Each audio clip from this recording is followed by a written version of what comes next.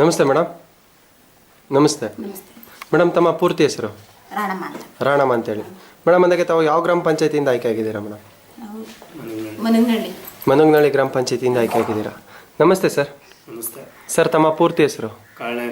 ಕಾಳ್ನಾಯ್ಕ ಅಂತೇಳಿ. Sir, ಅಂತಂದಾಗೆ madam ಅವರು ಇದೇ ಮೊದಲನೇ ಬಾರಿಗೆ ರಾಜಕೀಯಕ್ಕೆ ಬಂದಂಥದ್ದು ಸರ್? ಇದೇ ಮೊದಲನೇ ಬಾರಿಗೆ ನಾನೇ ನಿಲ್ಸಿರೋದು. ಹಾಂ, ಹೇಗೆ ಅನ್ನಿಸ್ತದೆ ಸರ್ ಒಂದು ರಾಜಕೀಯದ ಜೀವನದಲ್ಲಿ? ಚೆನ್ನಾಗಿದೆ. ಹಾಂ.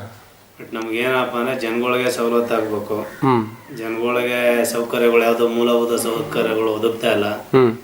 ಆ ದೃಷ್ಟಿನಲ್ಲಿ ನಾನು ಡ್ರೈವಿಂಗ್ ಎಲ್ಲ ಬಿಟ್ಟು ಜನಗಳಿಗೆ ಒಂದು ಸಹಾಯ ಮಾಡಬೇಕು ಅಂತೇಳಿ 10 ವರ್ಷದಿಂದನೂ ನಾನು ರಾಜಕೀಯದಲ್ಲೇ ಒಳಕೊಂಡು ಬಂದಿದ್ದೀನಿ. ಅದಕ್ಕೆ ಸ್ಫೂರ್ತಿಯಾಗಿ ನಮಗೆ ನಮ್ಮ HB ಮಂಜುನಾಥ್ ಇದ್ದಾರೆ, ನಮ್ಮೂರು ಮಾಜಿ ಜಿಲ್ಲಾ ಪಂಚಾಯತ್ ಅಧ್ಯಕ್ಷರಾದ HS ಸೋಮಶೇಖರ್ ಅವರು ಇದ್ದಾರೆ. ನಮ್ಮ ಗ್ರಾಮದವರೆಲ್ಲ ಸಹಕಾರ ಕೊಟ್ಟು ನಮಗೆ ಅತಿ ಹೆಚ್ಚು ಅಂಕಗಳನ್ನ ಗಳಿಸಿ ನಮ್ಮ ಪಂಚಾಯತಿಗೆ 8 ಹಳ್ಳಿಗೂ ನಮಗೆ ಲೀಡ್ ಕೊಟ್ಟು ಆಶೀರ್ವಾದ ಮಾಡಿದ್ದಾರೆ. ಅದಕ್ಕೆ ತಕ್ಕಂತೆ ನಾವು ಜನಗಳಿಗೆ ಪ್ರತಿಫಲವಾಗಿ ಸ್ಪಂದಿಸ್ಕೊಂಡು ಕೆಲಸ ಮಾಡ್ಕೊಂಡು ಕರೆಂಟ್ ಇರ್ಬೋದು, ನೀರಿನ ವ್ಯವಸ್ಥೆ ಇರ್ಬೋದು, ಒಳಚರಂಡಿ ವ್ಯವಸ್ಥೆ ಇರ್ಬೋದು, ಇವನ್ನೆಲ್ಲ ಪೂರೈಸ್ಕೊಂಡು 5 ವರ್ಷ ಅವಧಿಗೂ ಕಂಟಿನ್ಯೂ ಆಗಿ ಜನಗಳನ್ನ ವಿಶ್ವಾಸಕ್ಕೆ ತಗೊಂಡು ಕೆಲಸ ಮಾಡ್ಕೊಂಡು ಹೋಗ್ಬೇಕು ಅಂತ ಒಂದು ಯೋಜನೆಗಳು. ಅಂದಾಗೆ ಸರ್, ಮೇಡಮ್ ಅವರು ಯಾವ ಪಕ್ಷದ ಬೆಂಬಲಿತರಾಗಿ ಕಾರ್ಯನಿರ್ವಹಿಸ್ತಾ ಇದ್ದಾರೆ? ಕಾಂಗ್ರೆಸ್ ಪಕ್ಷದಿಂದ. ಸುಮಾರು ಎಷ್ಟು ವರ್ಷದ ರಾಜಕೀಯ ಅನುಭವ ಇದೆ ಸರ್ ಮೇಡಮ್ ಅವರಿಗೆ?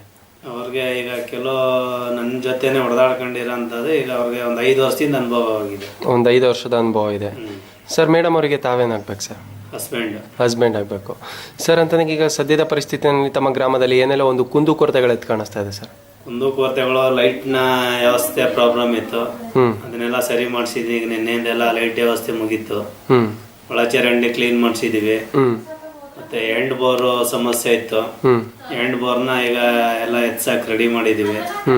ಸದ್ಯಕ್ಕೆ ನೀರಿನ ವ್ಯವಸ್ಥೆ, ಲೈಟ್ದು, ಒಳಚರಂಡಿ ವ್ಯವಸ್ಥೆ ಇತ್ತು, ಎಲ್ಲ ಕಂಪ್ಲೀಟ್ ಮಾಡ್ತಾ ಇದೀವಿ. ಈಗ ಮೊದಲನೇ ರೌಂಡ್ ಲೈಟ್ ಎಲ್ಲ ಮುಗಿಸಿದೀವಿ. ಅಂದ್ರೆ ಸರ್, ಇವಾಗ ಅದನ್ನೆಲ್ಲ ಯಾವ ರೀತಿಯಾಗಿ ಬಗೆಹರಿಸಬೇಕು ಅನ್ನೋ ಒಂದು ಯೋಜನೆ ಹಾಕೊಂಡಿದ್ದೀರಾ ಸರ್ ತಾವು? ಪಂಚಾಯತಿಂದ ಏನು ಬರ್ತದೆ ನೇರವಾಗಿ ಗ್ರಾಮಕ್ಕೆ ಅಭಿವೃದ್ಧಿ ಆಗ್ಬೇಕು, ಮತ್ತೆ ಜನಗಳಿಗೆ ಸ್ಪಂದಿಸ್ಬೇಕು. ಪಂಚಾಯತಿಂದ ಬರೋಂಥ ಸವಲತ್ತನ್ನ ನೇರವಾಗಿ ಜನಗಳಿಗೆ ತಲುಪಿಸ್ಬೇಕು, ನಮ್ಮ ಉದ್ದೇಶ. ಅದು ತಮ್ಮ ಉದ್ದೇಶ ಆಗಿದೆ ಸರ್. ಅಂದ್ರೆ ಈಗ ಸರ್ಕಾರದಿಂದ ಅನುದಾನ ಅಂತ ಬಂದಾಗ ತಮ್ಮ ಗ್ರಾಮದ ಜನತೆಗೆ ತಾವು ಯಾವ ಒಂದು ಅಭಿವೃದ್ಧಿ ಕಾರ್ಯಕ್ಕೆ ಹೆಚ್ಚಿನ ಪ್ರಾಮುಖ್ಯತೆ ಕೊಟ್ಟು ಮಾಡಬೇಕು ಅನ್ನೋ ಯೋಜನೆ ಹಾಕೊಂಡಿದ್ದೀರಾ ಸರ್?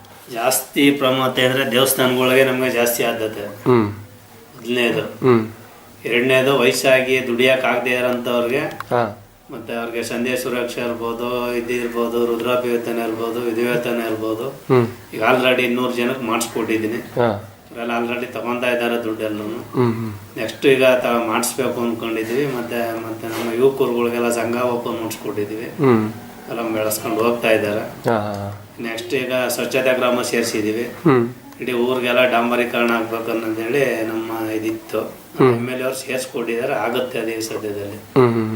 ಸರ್, ಅಂತ ಈಗ ಪ್ರೆಸೆಂಟ್ ರಾಜಕೀಯಕ್ಕೆ ವಿಧಿಅರ್ಹತೆ ಬೇಕಾ ಬೇಡವಾ? ಬೇಕು.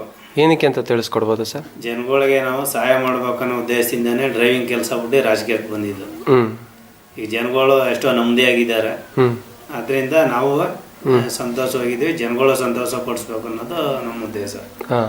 ಸರ್, ಅಂತ ಈಗ ಪ್ರೆಸೆಂಟ್ ರಾಜಕೀಯಕ್ಕೆ ಯೂತ್ಸ್ ಅಂದ್ರೆ ಯುವಕರು ಮುಂದೆ ಬರ್ತಾ ಇದಾರಲ್ಲ, ಅವ್ರು ಬರೋದ್ರಿಂದ ತಮ್ಮ ಅಭಿಪ್ರಾಯ ಏನು ಅಂತ ತಿಳ್ಕೊಬೋದು ಸರ್? ಯುವಕರೇ ನಮ್ಗೆ ಸಪೋರ್ಟ್ ಮಾಡಿ ಅವರು ಎಲ್ಲ ಸಹಕಾರ ಕೊಟ್ಟು ಏನೇ ಕಷ್ಟ ಆದ್ರೂ ಇವ್ರನ್ನ ಗೆಲ್ಲಿಸ್ಲೇಬೇಕು ಅಂತ ಹೇಳಿ ಆದ್ಯತೆ ಕೊಟ್ಟು ಎಲ್ಲ ಅವರೇ ನಿಂತು ಕ್ಯಾನ್ವಾಸ್ ಮಾಡಿ ಗ್ರಾಮದವರೆಲ್ಲ ಒಟ್ಟಾಗಿ ಕೂಡ್ಕೊಂಡು ಅವ್ನ ಎಷ್ಟೇ ಕಷ್ಟ ಆದ್ರೂ ಗೆಲ್ಲಿಸ್ಬೇಕು ಈ ಸಾರಿ ಅಂತೇಳಿ ಅವ್ರವರೇ ಕ್ಯಾನ್ವಾಸ್ ಮಾಡಿ ಅವರೇ ಸ್ವಂತ ದುಡ್ಡು ಖರ್ಚು ಮಾಡಿ ಗೆಲ್ಸಿದ್ದಾರೆ ನಮ್ಗೆ.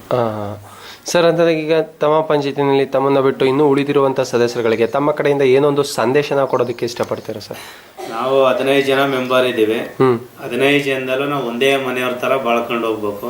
5 ವರ್ಷ ಗಂಟೆ ಯಾವುದೇ ಡಿಸ್ಪ್ಯೂಟ್ ಆದ್ರೂ, ಸಮಸ್ಯೆ ಆದ್ರೂ ಹೊರಗಡೆ ಪ್ರೆಸ್ಗೋ ಇನ್ನೊಂದಕ್ಕೋ ಗೊತ್ತಾಗಬಾರ್ದು. ನಮ್ಮ ಪಂಚಾಯತಿ ಸಮಸ್ಯೆನ ನಾವೇ ಬಗೆಹರಿಸ್ಕೊಂಡು, ನಾವೇ ಕೂತಿ ಯಾವುದೇ ಡಿಸ್ಪ್ಯೂಟ್ ಆದ್ರೂ ಅಲ್ಲೇ ಬಗೆಹರಿಸ್ಕೊಂಡು 15 ಜನ ಮೆಂಬರ್ ಒಂದ್ ಮನೆ ಜನ ತರ ಎಲ್ಲ ದುಡ್ಕೊಂಡು 5 ವರ್ಷ ಜನಗಳ ಸೇವೆ ಮಾಡ್ತೀವಿ ಅಂತ ಅದೊಂದು ಸಂದೇಶ ಹೇಳೋದಕ್ಕೆ ಇಷ್ಟಪಡ್ತೀರಾ? Okay sir. ಸರ್, ತಮಗೆ ಕಡೆದಾಗಿ ಇನ್ನೊಂದು ಪ್ರಶ್ನೆ. ಇವತ್ತು ಮೇಡಮ್ ಅವರು ಒಂದು ಒಳ್ಳೆ ಮತಗಳನ್ನ ತಗೊಂಡು ಒಂದು ಒಳ್ಳೆ ಲೀಡಿಂಗಲ್ಲಿ ಆಯ್ಕೆಯಾಗಿ ಒಬ್ಬರು ಗ್ರಾಮ ಪಂಚಾಯತಿ ಸದಸ್ಯರು ಹಾಗೂ ರಾಜಕೀಯ ವ್ಯಕ್ತಿ ಅಂತ ಗುರುತಿಸ್ಕೋಬೇಕು ಅಂತಂದ್ರೆ ಎಲ್ಲ ನಿಮ್ಮ ಗ್ರಾಮದ ಮತ ಬಾಂಧವರೇ ಕಾರಣ. ಜೊತೆಗೆ ನಾನೀಗ 10 ವರ್ಷದಿಂದ ರಾಜಕೀಯ ಮಾಡಿದ್ದೀನಲ್ಲ, ಅದು ಜನಗಳಿಗೆ ಇಷ್ಟ ಆಗಿದೆ. ಅವಾಗಿಂದ ದುಡಿತಾ ಇದ್ದಾರೆ ಜನಕ್ಕೋಸ್ಕರ. ಇವಾಗ ಅವ್ರಿಗೊಂದು ಅಧಿಕಾರ ಕೊಟ್ಟರೆ ಇನ್ನೂ ನಮಗೆ ಅನುಕೂಲ ಮಾಡಿಕೊಡ್ತಾರೆ ಅನ್ನೋ ಭಾವನೆಯಲ್ಲಿ ನಮಗೆ ನಮ್ಮ ಕಡೆಯಿಂದ ಮೇಡಮ್ನ ಆಯ್ಕೆ ಮಾಡಿದ್ದಾರೆ. ನಮ್ಗೆ ಆಗ್ಬೇಕಿತ್ತು, ಅದು ಲೇಡಿ ಆಗಿರೋದ್ರಿಂದ ಮೇಡಮ್ ನಾನೇ ನಿಲ್ಲಿಸಿದೆ. ಅದರಿಂದ ಅವ್ರನ್ನ ಜನಗಳು ಪ್ರಾಮಾಣಿಕತೆಯಿಂದ ಗೆಲ್ಸಿದ್ದಾರೆ. ಅದಕ್ಕೆ ನಾವು ಪ್ರಾಮಾಣಿಕತೆಯಿಂದ ನಡ್ಕೊಂಡು ಅವ್ರಿಗೆ ಸ್ಪಂದಿಸ್ಬೇಕು.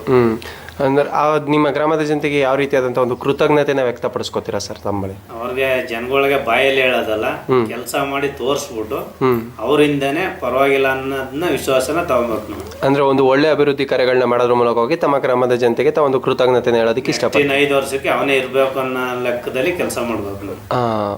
ಓಕೆ ಸರ್, ಇಷ್ಟೊತ್ತು ಕಾಲ ನಿಮ್ಮ ಅಮೂಲ್ಯವಾದ ಸಮಯವನ್ನು ನಮಗಾಗಿ ನೀಡೋದಕ್ಕಾಗಿ ಧನ್ಯವಾದಗಳು. ಅದೇ ರೀತಿ ನಿಮ್ಮ ಮುಂದಿನ ರಾಜಕೀಯ ಜೀವನದಲ್ಲಿ ಶುಭವಾಗಲಿ ಅಂತ ಕೊಡ್ತಾ ನಮಗೆ ಒಂದೆರಡು ಮಾತುಗಳನ್ನ ಮುಗಿಸ್ತಾ ಇದ್ದೀವಿ. ಧನ್ಯವಾದಗಳು ಸರ್.